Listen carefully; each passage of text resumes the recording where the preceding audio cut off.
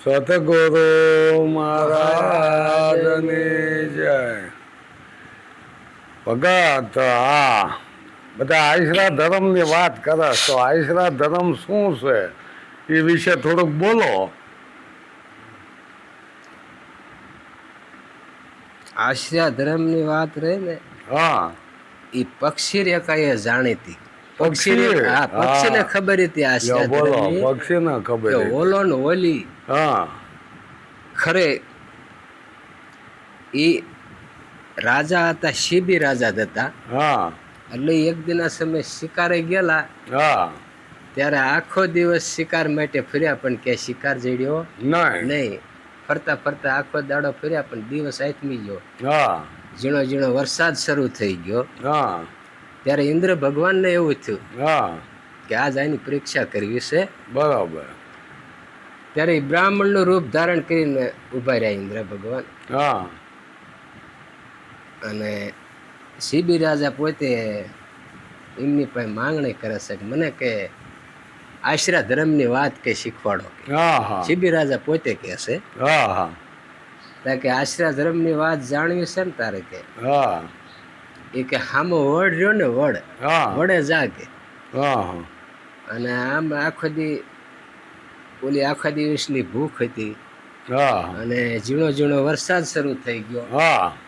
એટલે પોતે આમ ટાઈડમાં ને એ બરોબર વડે ગયા ને ત્યારે ઓલો અને ઓલી અને એના બસા બધા ત્યાં એ વડની માથે હતા. બરાબર. ત્યારે એ કે ઓલો ને ઓલી વિચાર કરવા માંડ્યા એમ કે આજ આપણા આશરે કોક અતિથિને આયા છે. બરાબર. એટલે આપણે એનો ઉપકાર કરવો પડે. આપણા આશરા ધર્મની લાજ જાય છે. કારણ કે આ કોક ક્ષત્રિય તો છે, આ ખાસી માટે. પણ આને એક ફરું ધ્રુજે છે. એ ઉપર બેઠા બેઠા વિચાર કરે છે. આને ટાઈડ છે અંદર. એટલે એ વખતે ઓલે વિચાર કર્યો. ઓલો ઉડી અને એક શ્યા બળતી ને ત્યાંથી અગ્નિ પગમાં લઈને આટેકું લઈને આવ્યો. જગતું એમને કટકો લઈને આવ્યો ને એ પાદરો નાખ્યો ત્યાં તને. એટલે ઓલા પાદરા કટેકા ભેગા કરી અને કર્યો ભઠ્ઠો. ભઠ્ઠો કર્યો એટલે ઓલો ને ઓલી ને વિચાર કરે છે કે આપણા આંગણે જો અતિથિ ને આવ્યો હોય અને આ કે આપણા આંગણે થી જો ભૂખ્યો જાય છે ને તો આપણને કે હત્યા લાગશે. બરોબર. અને આપણે નરક ભોગવવું પડશે. એટલે આ બે વિચાર કરે છે. ઓલો કે છે કે હું પડું અને ઓલી કે હું પડું. કારણ કે ક્ષત્રિય છે ને એટલે ખાશે તો ખરો. એ વખતે હર હર કરતો ઓલો પીડ્યો. એમ કે ઓલાને એવો વિચાર આવ્યો એમ કે હું પડી જાઉં. કારણ કે આ વાંહે કે સ્ત્રી હોય ને તો કે આપણા બસાને હાસવે અને આપણાથી હસવાય છે નહીં. એટલે કે હું જ પડી ગયો. ઓલે વિચાર કરીને એ વખતે અગ્નિમાં પડી ગયો. અને ઓલે પાત્ર મીંડ્યો શેકાવા. શેકાણો એટલે ઓલે ખાધો. એટલે એના શરીરની અંદર શાંતિ થોડીક થઈ. પણ શાંતિ થઈ પણ પૂરી ન થઈ. ભૂખ અધૂરી રહી. પછી કે હજી આ શાંતિ નથી. એવી વખતે હોલી કે છે હર હર કરતી હોલી પડી. પડતા કર્યો પોકાર, હે પ્રભુ આ મારા બસાને સાસવજો. હાસવજો. એ વખતે હોલી પડે ને હોલીને ખાઈ ગયા. પછી પાછા હવાર પડી હදිયાળું થયું ને એટલે પાછા આમ બહાર આવ્યા હતા કે સાધુ પાછા હતા નહીં એના ઉભા હતા. કે આશરા જરા ધર્મની વાત જાણી. કે ના એક પક્ષી ઉડીને આવ્યું એ હું ખાઈ ગયો. કોણ હતું કે? એ જે ત્યાં રેણાક હતું ને એ પોતે માલિક જ હતો. હા એ આશરાનો માલિક હતો.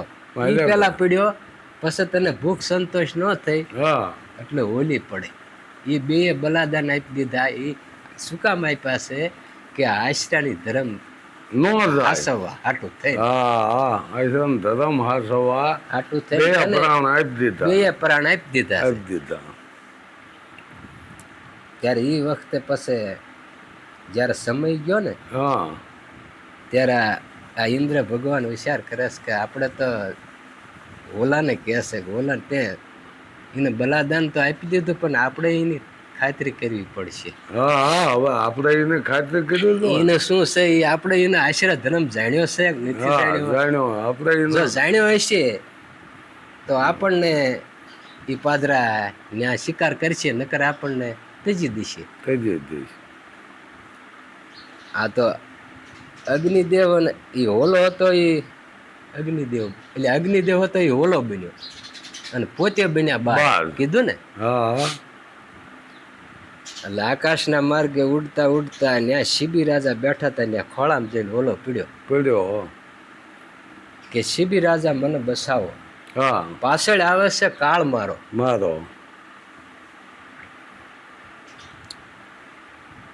ઉગરવાની આશા કરીને તમારી પાસે આવ્યો છું.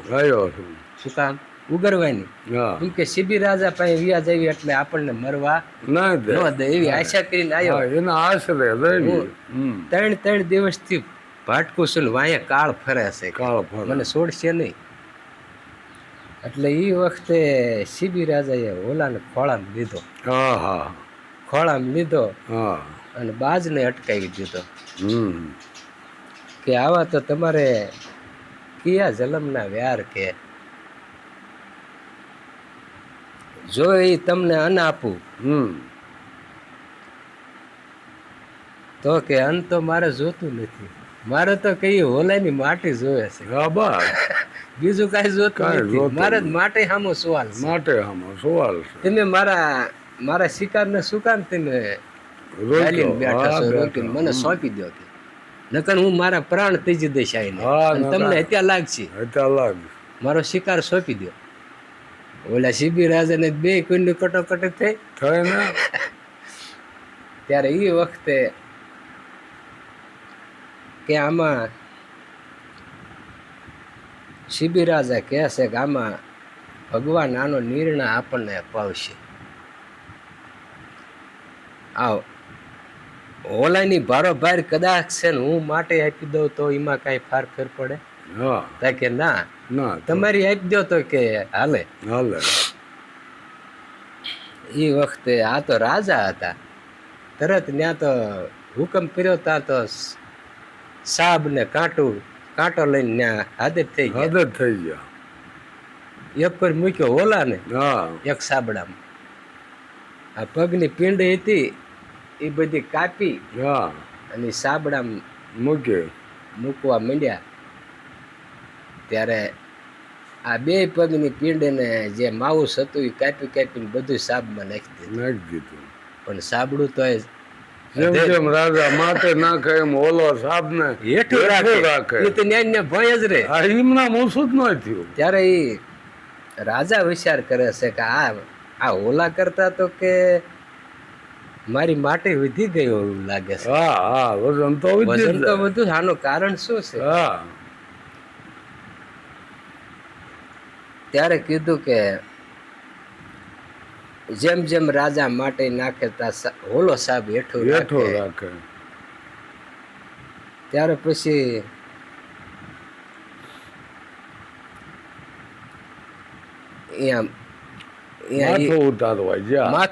માથું કે નહીં આવે. ત્યારે કે આનો પાર નથી આવવાનો કે માથું. પછી જયારે માથું કાપવાની તૈયારી કરી ને ત્યારે પછી ભગવાને હાથ ઝાલી લીધા કે રવા દે કે ખરું સત્ય રાખ્યું. બરોબર છે. એવું છે. દેવ સભામાં વાતો આલી. શિબી શરીખવા નહીં કોઈ. ઇન્દ્ર આયા પારખ્યો લેવા. હારે ને માગ્યો દેવા.